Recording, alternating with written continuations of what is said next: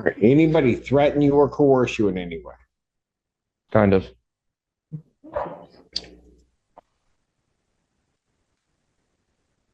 Okay, what do you mean, kinda? I don't want to go to jail again, Your Honor. Okay, but did somebody threaten you to plead? Yeah, with jail time, Your Honor. Okay, but who did that? Well, technically, Right out of the gate, this case takes a sharp turn. The judge asks a routine plea question. Has anyone threatened or coerced you? And instead of a simple yes or no, we get hesitation. Kind of. That's not a word judges like to hear during a plea colloquy. Why? Because a guilty plea must be voluntary. If there's even a hint of coercion, the entire deal can collapse. And when the defendant says he doesn't want to go to jail again, that single word opens a whole new layer. Prior incarceration, prior exposure to the system, prior consequences. Now here's the tension. Is he truly being pressured, or is he just afraid of the reality of potential jail time? Fear of consequences is not the same as coercion, but when he says, well, technically you, Your Honor, that's explosive. He's implying the court itself is the pressure.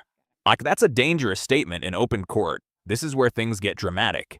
Because if a judge believes a plea isn't voluntary, he can reject it entirely. And when that happens, deals disappear. Charges come back full force. So ask yourself, is this a defendant confused about the process, or someone who doesn't fully accept responsibility yet? Mr. Hampton has entered into an agreement with the people, and would like to enter that into the record. The people of the defendant. Thank you. We did not write that the agreement. He has been admitted to the 15th District Court Mental Health Court. Got it. Today, at his preliminary exam in 24 at 55262. He'll be entering a plea on Tuesday to attempt RNO, and that case will go to the 15th District Court Mental Health. Got it. Yeah. Your Honor, is it possible to enter into both today, to address both cases today on the record? That file is not in the courtroom. Oh, okay, got it. But I can believe that the building that you answered. Oh, sorry. But I don't believe it's. What? Okay. talking about bond. All right, we'll just address this case today. He's going to enter a plea in another case Uh, that's set for prelim. Yes, yeah. So case 24F55262, just because of the timing with the mental health treatment court evaluation, that one was set for preliminary examination before the evaluation was complete. And that is currently set for exam. So over there is Ann, right? Yes. You know Ann?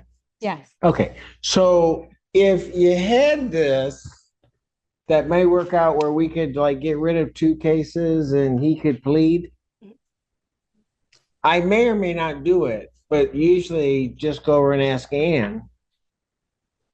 Because you asked me on the record, I'll probably say no, because I don't do the filing, so I don't know where it is. Understood. Yes. So I will. So would you like to do that today? I would like to. So here's what I'll do. I'll pass it. Go talk to Ann. Thank you very much, Your Honor. You're welcome. Your Honor, sorry. Ashley Bashir on behalf of Mr. Hampton.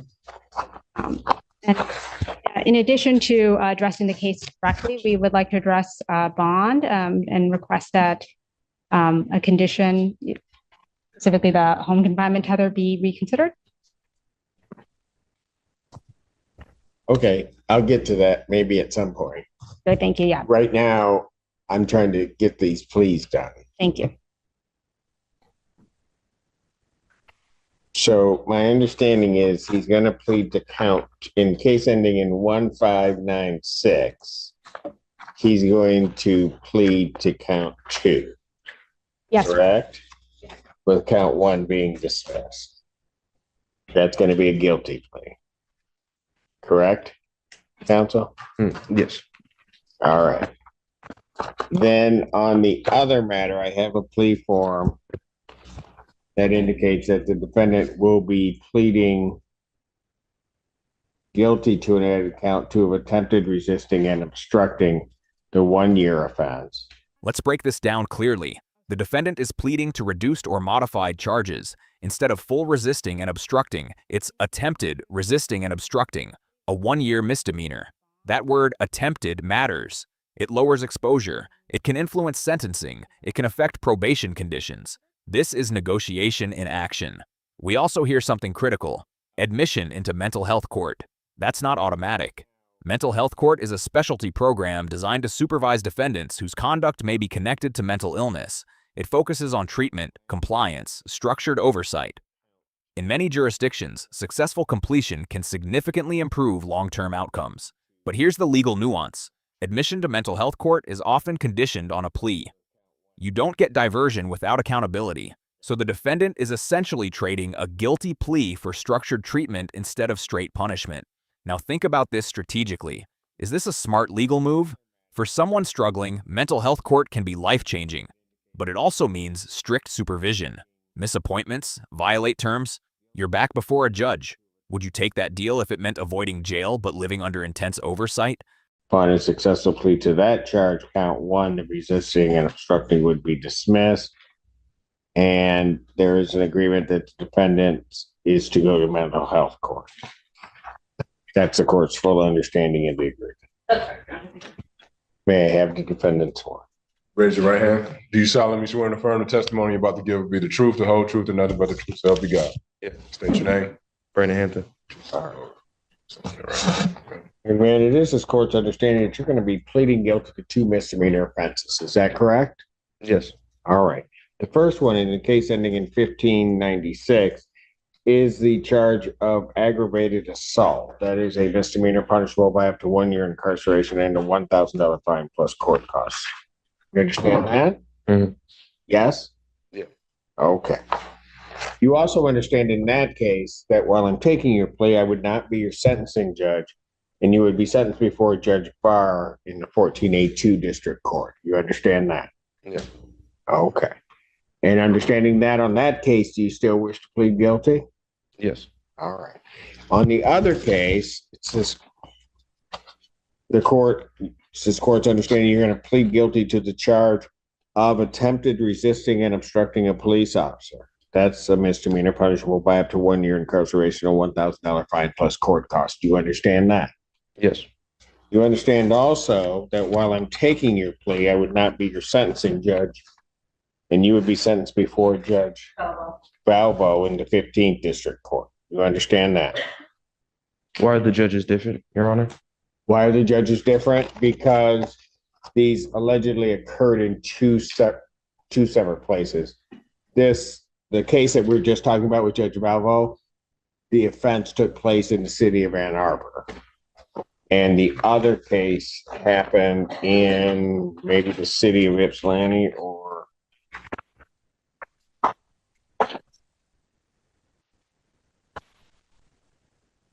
yes, in Ypsi City, it looks like. I'm sorry, Ann Arbor Township. Okay, so they occurred in 2 separate jurisdictions. Okay. Okay, that's why you have 2 separate judges. But what's going to happen, I think this is probably really the crux of your question. You're going to go to mental health court on these, right? Yeah. So Judge Valvo is actually in charge of mental health court. So when that case goes over to her, that will be where it is. You'll have to go before Judge Barr. Judge Barr will do the initial part of the sentencing and then place you on probation to be supervised by the mental health court. Follow that? So it's just a little bit of a process. Both cases, it's anticipated, are going to end up in the same spot. Here's a moment where the judge does something important. He simplifies a complicated jurisdiction issue. 2 separate offenses, 2 separate jurisdictions, 2 separate judges. That confuses defendants all the time. But Judge Simpson makes it clear. Different courts because different locations. That's basic criminal procedure. Venue matters. However, the key reassurance is this. Both cases will ultimately funnel into mental health court supervision. So although it feels fragmented now, the endgame is unified oversight. Notice how the defendant keeps pressing about whether both cases can just go to one judge. That's anxiety talking. He wants simplicity. He wants predictability. The judge responds calmly, "Trust me, We do this all the time. That line matters. It projects institutional confidence. From a legal standpoint, this is procedural, not personal. But emotionally, it's overwhelming. Multiple judges, multiple hearings, layered processes. Pause and consider. If you were facing 2 separate criminal cases at once, would the complexity alone make you feel pressured to just accept whatever deal is offered? That psychological weight is real. Okay. Okay. You got that? Any other questions on that? I guess it's not like possible for the other case just to go to valuable as well. It will get there. It just can't go directly that way. Okay, Okay. for sure. Anything else? Trust me, we do this all the time. It'll get there. So it'll catch right up to it. Okay. All right. Any other questions you have? Just the one about bond, but Yeah, we'll get to that in a moment. All right. So understanding all of that, you still wish to plead guilty to these charges? yeah, Okay. So to the charge of aggravated assault, how do you plead? guilty. To the charge of attempted resisting and obstructing, how do you plead? Guilty. Now, you understand that by pleading guilty, you will not have a trial of any kind. Yeah, All right. You signed an advice of rights form, correct? yeah, Do you have any questions regarding any of those rights? no, All right. You see a copy on the podium. Look at paragraph 5. Those are your rights which are part of a trial. You understand that by pleading guilty, you'll be giving up those rights as well as all the rights on that form. yes, Your Honor. You understand you're giving up your right to appeal of right. Yes, Your Honor. Are you on probation or parole? Yeah, All right. Were you on probation at the time of these offenses? no, All right. Has anybody promised you anything other than what's been stated here today on the record to get you to plead to these charges? no, All right. Anybody threaten you or coerce you in any way? kind of.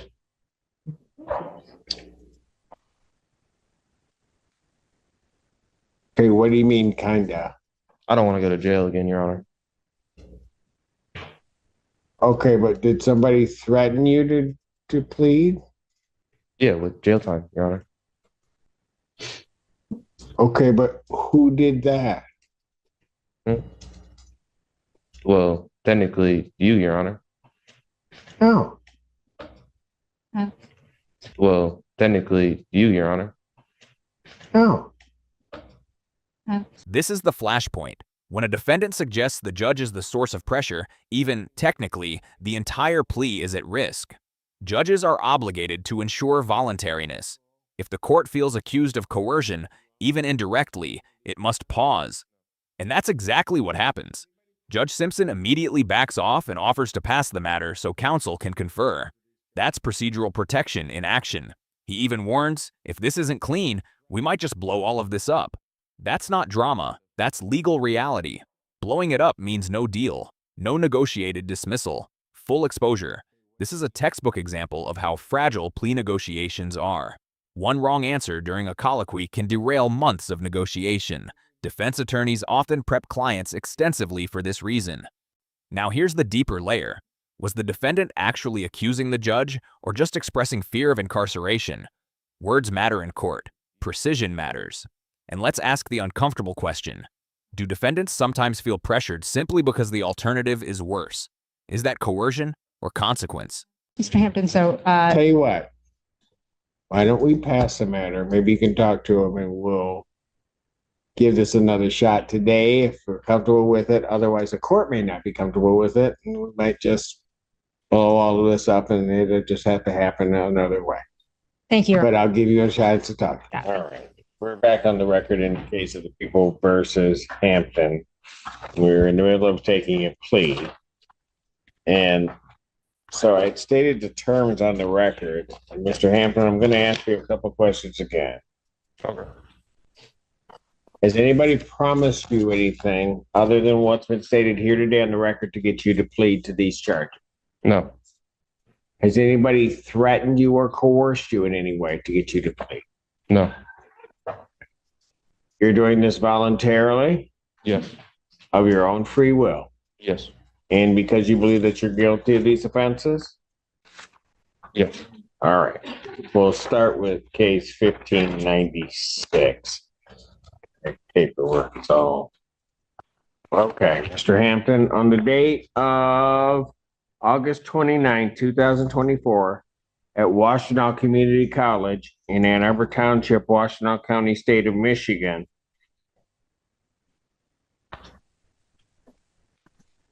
do you recall what happened on that date regarding a Vladimir, is it Parahorov? I don't know, Your Honor. All right, did you get into a fight with somebody? Oh, I know what happened. I don't know what his name is. It sounded like. Okay, why don't you tell me what happened then?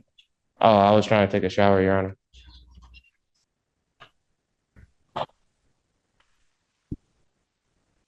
Okay, and then what occurred? When I was in the locker room, he had pushed me up against the wall, hit me in my head, and threw me on the ground. And then broke in my property. Okay, but before that, did you do anything before that? No, Okay. it wasn't until there were 4 people on top of me and I was fearing for my life that I bit him, Your Honor.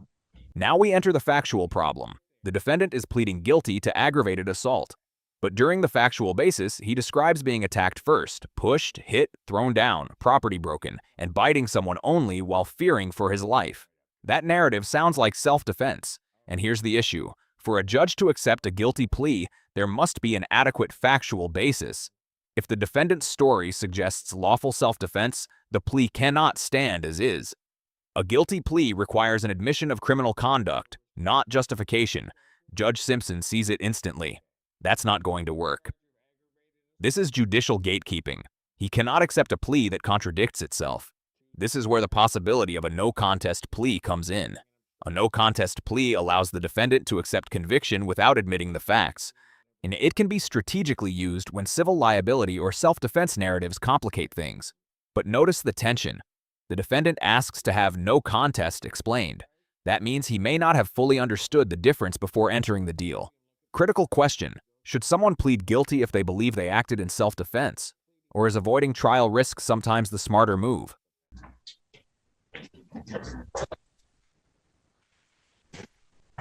Okay, so here's what I'll do. Counsel, because I can see the way that this plea's going, it's not going to work. So if you guys want to change, I'm not suggesting if you guys want to change things to a no contest. If you want to do whatever, what I will do is I'm back up at 1. I'll call it back up at 1. I think everybody's still going to be here. So, and give you a chance to talk with him, decide whether or not you want to do no contest, please explain what a no contest, go through all of that with him, and then see if we can get this done. Thank you very, very much, Your Honor. Appreciate it. Thank you. This is a prime example for me of no good deed goes unpunished. All right, so we'll call it back up at that point. Quarter past these matters again. All right. We actually, based on the most recent conversation with my client, I will actually seek to adjourn this case for to further advise my client on the offer. This is damage control. Defense counsel recognizes the plea is unraveling. Between the coercion comments and the self-defense narrative, proceeding today would be risky. So the attorney does the strategic thing, request an adjournment to properly advise the client. Adjournments are not unusual, but timing matters. Witnesses may already be scheduled for preliminary exam. Prosecutors may have prepared resources. Courts don't love delays without good reason. Judge Simpson splits the cases. 1 adjourned, 1 staying on track for preliminary exam. That's procedural balance, allowing counsel time while protecting the court calendar. What this tells us, plea deals require clarity. If the defendant doesn't fully understand the offer or isn't fully accepting responsibility, the entire structure weakens. Legally speaking, this case is now in limbo, as the mental health court opportunity may still exist, but only if a clean plea can be entered later. Would you adjourn and rethink your strategy, or push forward to avoid uncertainty? That decision could shape everything. All right. For the shortest adjournment possible. February 13th. Both matters. Thank you very much, Your Honor. Canceling witness. Both matters? Well, that's true. What are we doing with, well, when is the exam set? Tuesday, the 28th. Yes, so would it, apologies. We can, I'd be happy to stip to adjourn that, the exam or for the other case. Well, you're gonna need a step on the exam. Yes. But I only took it because there was gonna be a plea. When do you want the other one adjourned to? When is the soonest? I'll set this, I'll adjourn the After the 1596. I'll adjourn 1596 to February 6th. The other one is stay on track for a preliminary examination. I understand that people are not going to have the witnesses available, or you need a stipulation to adjourn that out. Thank you. Okay. Thank you, Your Honor. And clarify this. Let's wrap this up professionally. What we've witnessed is a plea hearing that almost finalized 2 misdemeanor cases: aggravated assault and attempted resisting and obstructing, with admission into mental health court. That's significant. Mental health court often represents structured rehabilitation instead of pure punishment. But the plea stumbled on 2 core legal requirements: voluntariness and factual basis. The defendant's comments about coercion raised red flags. His self-defense narrative conflicted with a straight guilty plea. Judge Simpson, adhering strictly to procedural safeguards, refused to rubber stamp a flawed plea. The result? Adjournment. 1 case delayed for further consultation. The other remaining on course for preliminary examination. No final conviction entered today. The broader implication is clear. Courts must ensure defendants fully understand their rights, the consequences, and the factual admissions required. Plea deals are powerful, but fragile. If you found this case as shocking as we did, make sure to hit that like button, share your thoughts in the comments, and don't forget to subscribe for more jaw-dropping courtroom breakdowns.